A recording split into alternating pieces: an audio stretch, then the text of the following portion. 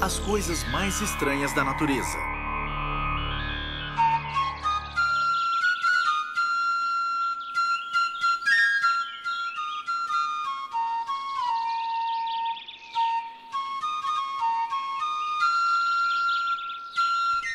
Se o homem desse atenção a certos fenômenos que regem a vida e a ação dos mundos vegetal e animal, ele ficaria literalmente sem fala.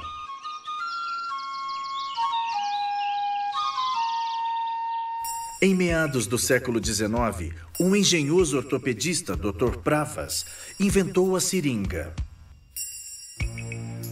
Enfiar uma agulha na carne para introduzir o remédio foi considerado uma inovação naquela época.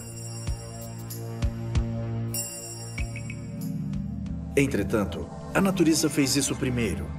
Se estudarmos as serpentes, notaremos que em sua cabeça e em sua boca tem um surpreendente dispositivo em forma de seringa. É composto da glândula que contém o veneno, o encanamento que o transporta e de dentes especiais na maxila superior. Esses dentes são ocos, perfurados internamente e terminam numa ponta afiada. Quando a serpente pica sua caça, os músculos em torno da glândula se contraem, forçando o veneno a sair.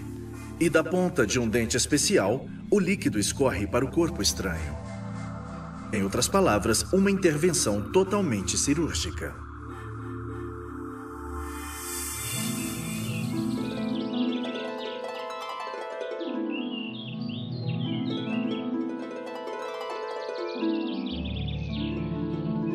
Em 1800, o físico italiano Alessandro Volta trouxe à luz uma invenção original. Ele inventou a bateria elétrica que batizou em seu nome e foi chamada de pilha voltaica. Esta invenção foi considerada a maior realização científica do mundo.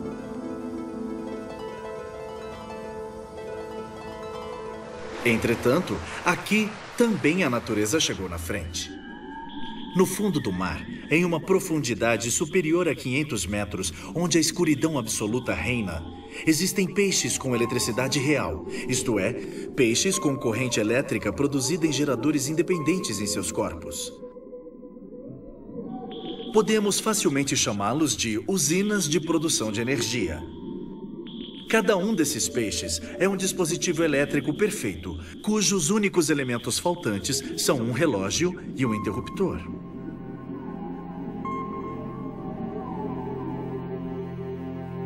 O mundo acredita que Joseph Montgolfier foi a primeira pessoa no mundo que, em 1777, conseguiu inventar um paraquedas.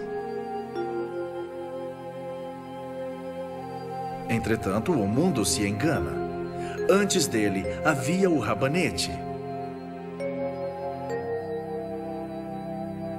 Se observarmos as sementes do rabanete quando voam no ar para se dispersarem na natureza, estão todas amarradas a uma penugem delicada, porém resistente, que é um paraquedas microscópico. O mesmo paraquedas fica preso nas laterais das sementes do álamo e do plátano, só que em vez de uma penugem, são levadas por linhas de seda.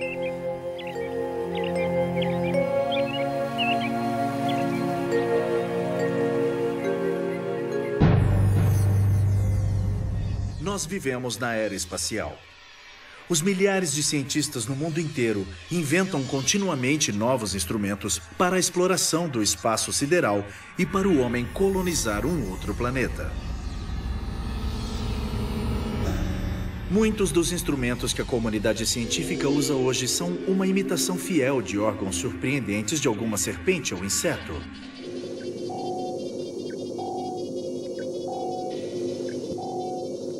Certas serpentes, como a Trigonocephalus ophis da América, conhecida como cascavel, têm numa cavidade pequena entre seus olhos um detector de calor, um termômetro excepcionalmente delicado e sensível.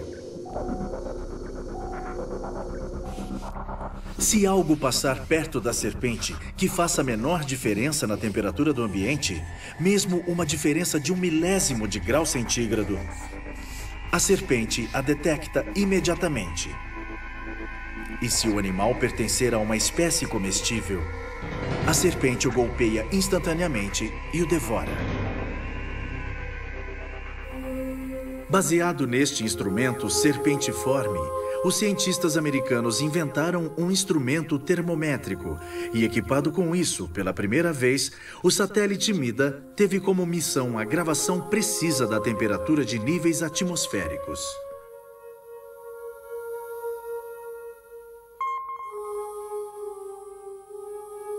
Há poucos anos, a imprensa internacional escreveu: Marte será explorada pelo olho de uma rã. Inventaram um instrumento que imita suas propriedades.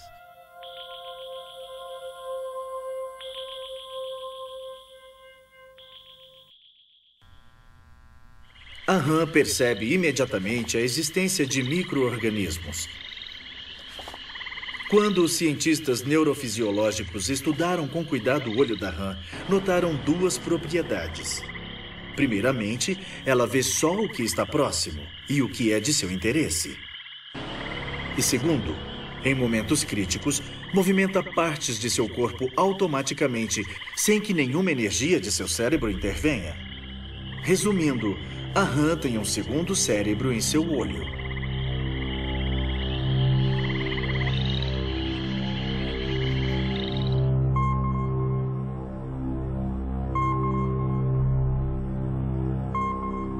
Quando os cientistas planejaram explorar o planeta Marte com o Viking, pediram um instrumento que fosse colocado no veículo espacial para fornecer informações sobre as formas microscópicas de vida que poderiam existir no planeta vermelho. O aparelho que inventaram foi um instrumento que funcionava como o olho da rã.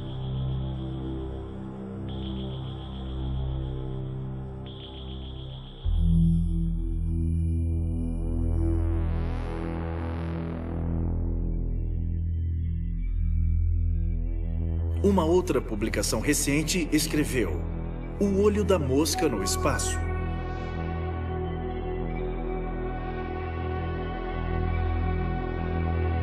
Astronautas fotografam detalhes das estrelas com uma nova câmera.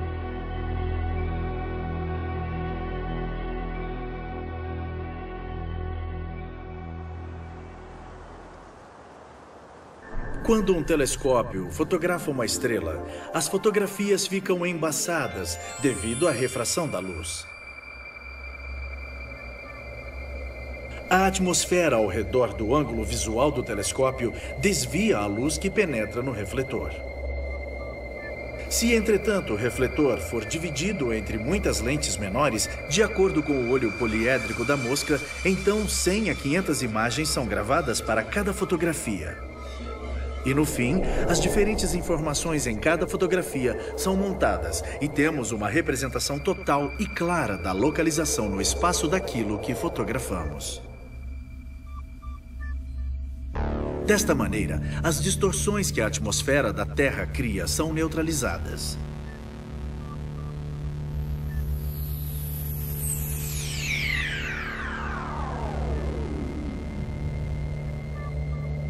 A astronomia visual tem uma dívida para com esse inseto chato chamado mosca.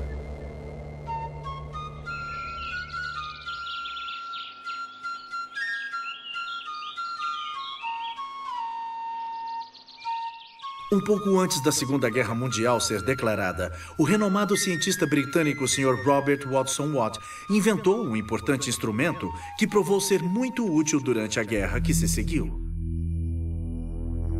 Este instrumento conseguia detectar navios inimigos, ou submarinos, ou aviões na escuridão ou sob a luz, na chuva ou em tempo seco. O instrumento era nosso conhecido radar. O radar é composto de um transmissor e de um receptor.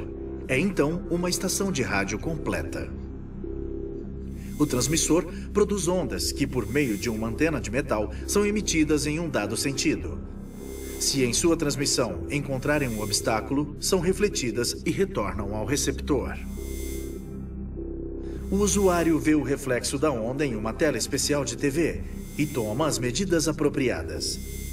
Em épocas de paz, o radar é o anjo da guarda para navios que podem bater em outros navios ou icebergs. e para aviões que podem bater em outros aviões ou picos de montanha. As ondas usadas no radar são eletromagnéticas. São ondas invisíveis ao olho humano, cuja natureza e propriedades são as mesmas da luz. Em resumo, o radar usa o reflexo de ondas eletromagnéticas.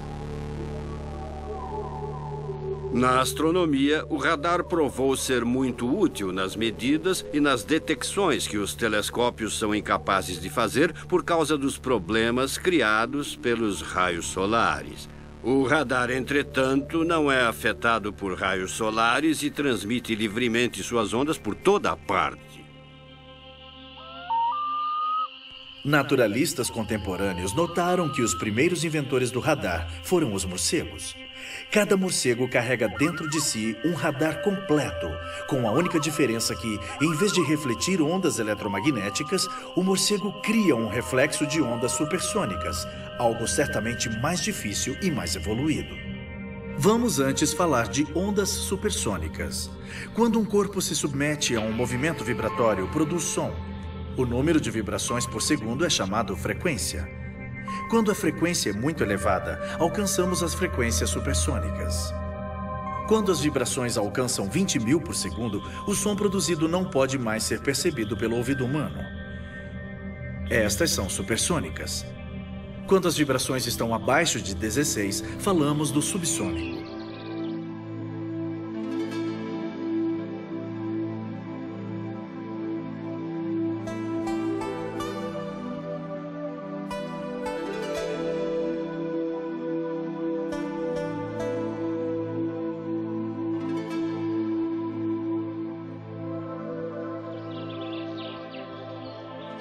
A grande transferência de energia criada pelo som supersônico o torna muito interessante.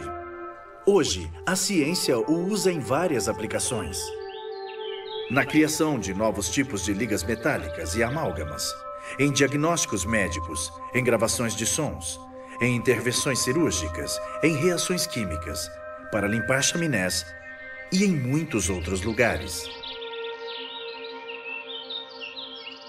Retornando a esse mamífero incrível, o morcego, observamos que, embora ele tenha visão fraca, pode se mover rapidamente e confortavelmente na escuridão. Ele não só voa, mas também captura muitos insetos na escuridão total, sem colidir com fios elétricos, colunas ou paredes. Em uma experiência científica, os olhos de um morcego foram completamente fechados. Mas o morcego voou bem e pegou pernilongos e outros insetos e não teve nenhum problema com os olhos fechados.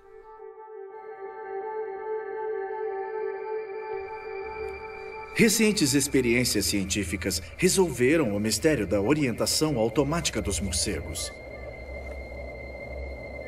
Verificou-se que este estranho mamífero possui um mecanismo complicado que funciona como um radar, com a diferença de que, no lugar de ondas radiomagnéticas, usa ondas supersônicas. Este sistema de identificação de sons se chama sonar.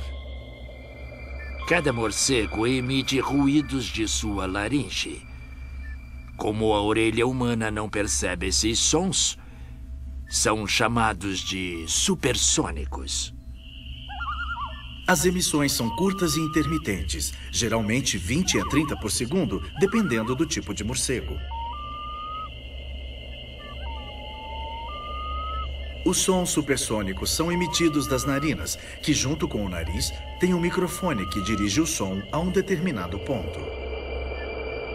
O resultado causa espanto, surpresa, admiração. Mecanismos semelhantes podem também ser encontrados nos golfinhos, que emitem ondas supersônicas numa frequência de 200.000 vibrações por segundo. Transmissões e recepções de ondas são também encontradas no mundo dos insetos. Demonstrou-se em experiências científicas que muitos insetos têm antenas que fazem o trabalho de transmissor e receptor.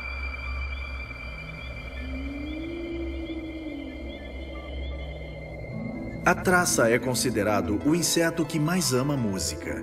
A traça tem um rádio completo. A fêmea transmite a mensagem da janela aberta da casa.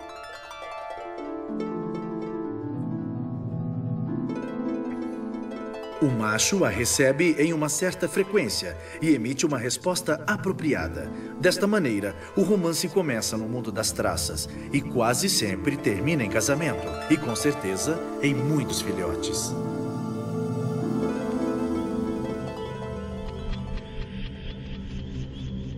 A ciência contemporânea biônica procura todas as informações do mundo ilimitado dos modelos naturais. A sabedoria tecnológica é simplesmente uma imitação da sabedoria natural. O estudo de métodos e de procedimentos biológicos conduz à solução de problemas tecnológicos, mecânicos e até matemáticos.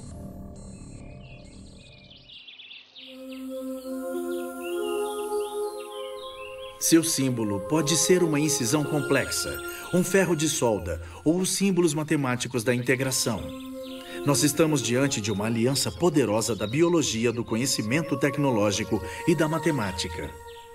É certo que o futuro demonstrará a força dos laços eternos e indissolúveis desta aliança biônica de forças, que não foi criada por uma síntese evoluída das leis, mas foi e sempre será uma aliança dinâmica entre dois mundos que têm as mesmas estruturas, leis e modos de operação, e que correspondem geométrica, matemática e funcionalmente com todas as forças que constituem a eterna totalidade do mundo universal.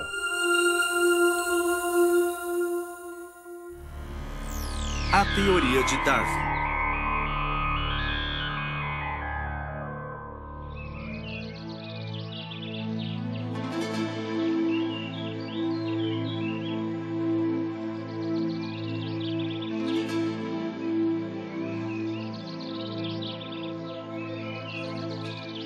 Considero essencial, no contexto da informação fornecida por este trabalho, referir-me à teoria muito discutida de Charles Darwin, publicada em 1859 em um livro chamado A Origem das Espécies.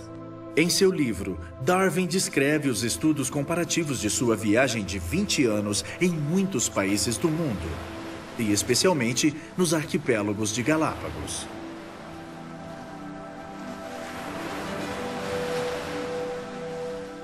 Neste livro, ele escreve que as espécies do reino animal não permanecem fixas como Aristóteles afirmava, mas que têm uma origem comum e evoluem com o passar dos milênios.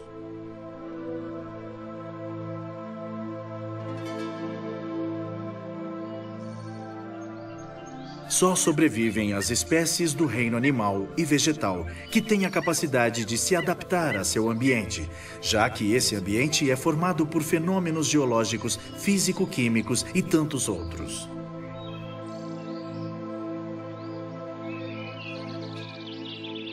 Tudo isso foi alegado por Darwin, sem que ele indicasse a razão para esta opinião, ou os detalhes relativos ou mecanismos que mantêm animais e plantas na crosta terrestre.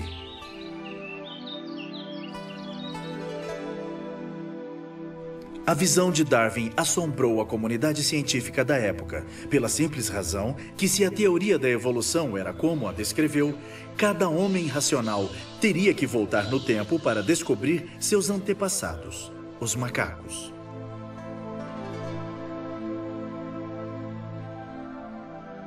Darwin, que estudara teologia, foi chamado de ateu e foi ridicularizado nas publicações do período como descendente dos macacos.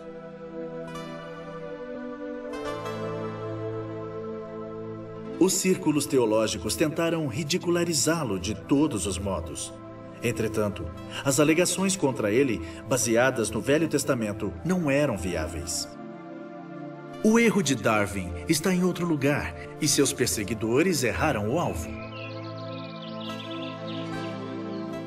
Hoje, numa época que testemunha a surpreendente ascensão da ciência no princípio, e nas estruturas do mundo sob o olhar vigilante do pensar crítico, a teoria de Darwin constitui uma utopia, uma fraude.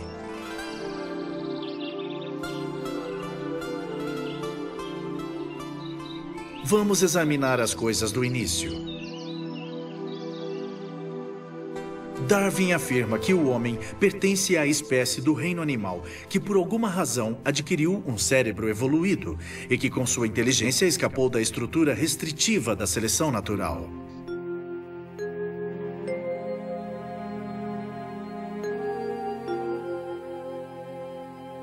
É fácil refutar esta visão pela simples razão que o cérebro humano não constitui um elemento evolucionário da natureza, mas foi criado totalmente para produzir razão, sabedoria e onisciência, enquanto o cérebro dos outros animais é limitado e individual.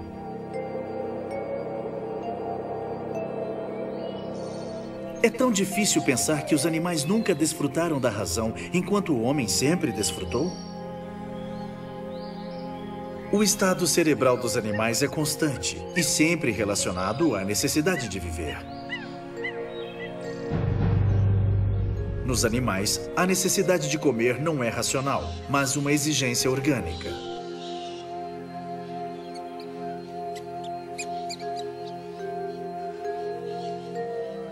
Sejam eles frios ou quentes, a resposta encontra-se em seu pelo e não em seu pensamento. A reprodução no reino animal é só um direito adquirido do instinto, enquanto a reprodução no homem pertence à escolha, ao pensamento sobre a situação social e à instituição da família, e só funciona sob o independente pretexto do prazer.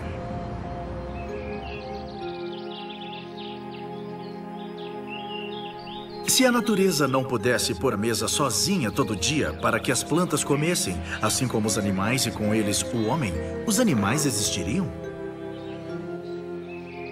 Se aceitarmos que os seres humanos de hoje são os macacos de ontem, então a pergunta que se faz é qual é o papel dos seres humanos de ontem e dos macacos de hoje?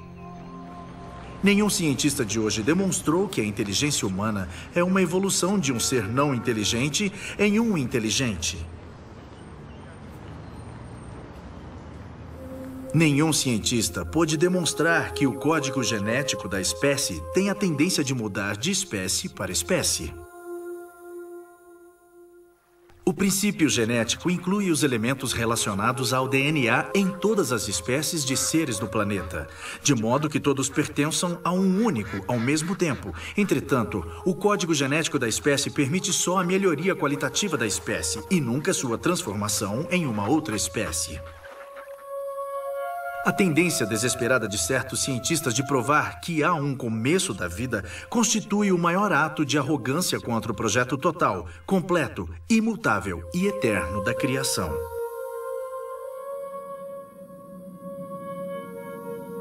A divindade, como concebida por Platão, Aristóteles, Anaxágoras, Heráclito, deve constituir o começo de todos os começos, para todo intelectual.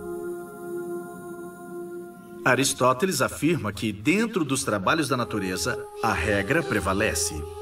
Não o acaso, mas o significado e a finalidade.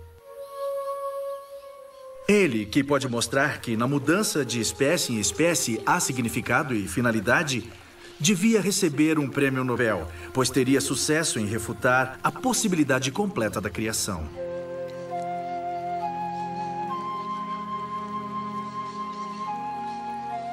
Platão, em seu Mundo das Ideias, descreve os arquétipos. Os arquétipos são o código básico para a operação das leis. Os arquétipos sempre existiram e sempre existirão. As leis são infinitas e imutáveis. A elas estão subordinadas as espécies e gêneros de todos os seres na natureza. O arquétipo de cada espécie tem possibilidades múltiplas de evolução que, entretanto, não excedem a própria espécie. A espécie não pode mudar porque tem sua continuidade dentro dela.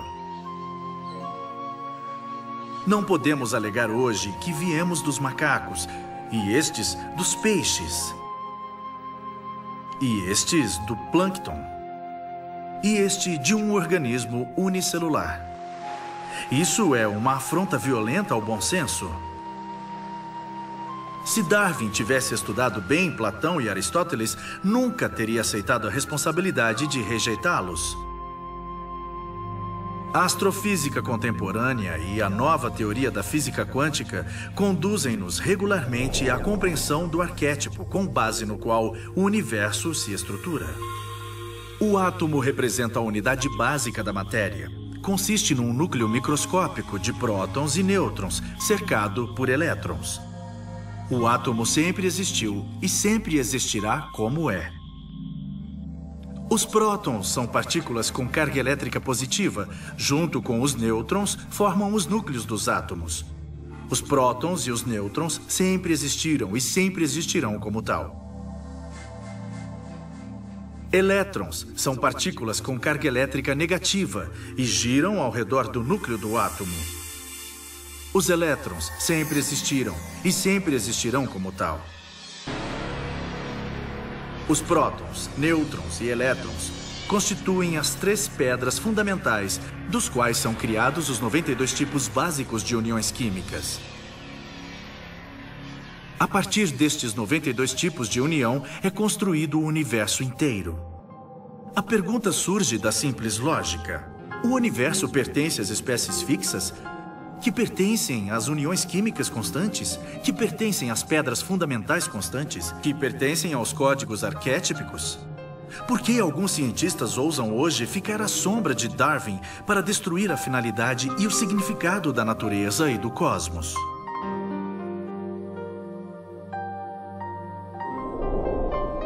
Por que não honram a escolha de Deus de colocar o homem no topo da criação?